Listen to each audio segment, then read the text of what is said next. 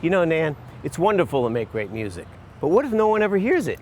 You know, that was actually the concern and the motivation for Jake Laughlin.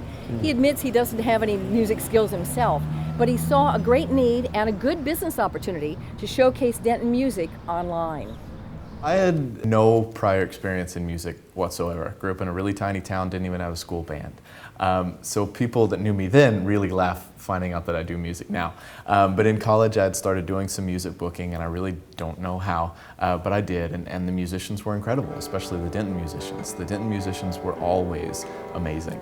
But they all said the same thing: we really don't get booked very much, we don't get played in a lot of places. And I said, well shoot, if nobody else will play it, I certainly will. So today I went back in my head, all the thoughts I was feeling. Because it's really not a lack of talent in Denton. It's a lack of awareness and marketing and something to let people know, because I didn't know about it and I've been here forever. So how did the idea of an online radio station come about? Well, we'd originally thought FM radio station, as everybody does. But when we really got into it, we started to find out that you can't. The frequencies around here, they're all taken, they're all gone. I mean, AM, education, low frequency, they're all gone. The only way to do it would be to build a tower for millions of dollars, and then you got the FCC, the KGB, and then I'm kidding. I'd been studying people like Seth Godin and guys like that who were these very kind of technology thinking marketing people, and they said that if online radio, if internet were to become standard in cars, which we see the beginnings of with the iPhone and the newer models, that online radio would take over FM radio overnight. Because it would be so much more accessible. And we started to think, well, if that's the case, then we need to establish it now while it's still weird, and then kind of ride that wave up as the technology catches up. So what's your main goal of this radio station? Main goal.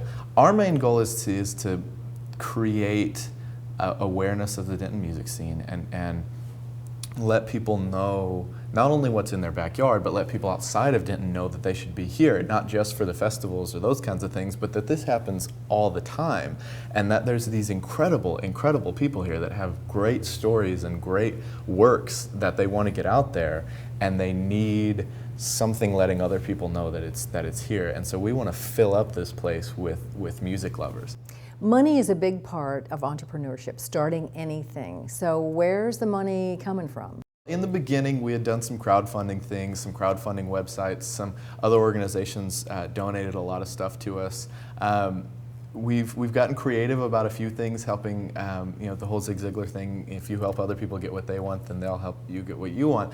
And we've been able to help some of our partners get some things, and they've helped us get some others.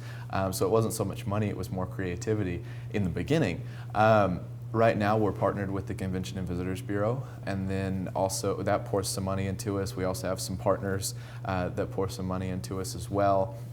And we're starting some new programs and a couple of things behind the scenes that we're kind of excited about that we think are going to be some more money drivers, because it allows us to do more stuff for these musicians. Ideas and research kind of come together when you're an entrepreneur. So where'd the idea come from in the research? How'd you know what to look for?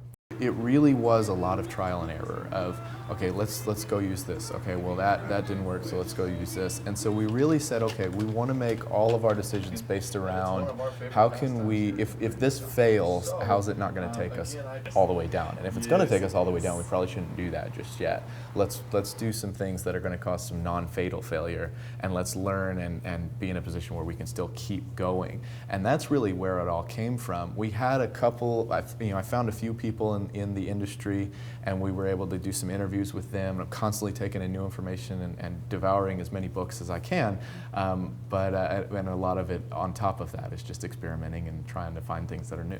How would you say it's working so far? Currently, it's working leaps and bounds better than we had ever dreamed. For the first 2 years, it was okay. Now, with getting some momentum behind it and things like that, we have over 100 musicians with us now. We're having a whole lot of fun. We still always have some ways to go, but it's going a lot better than we'd ever hoped. I read that you at once had planned to be a minister.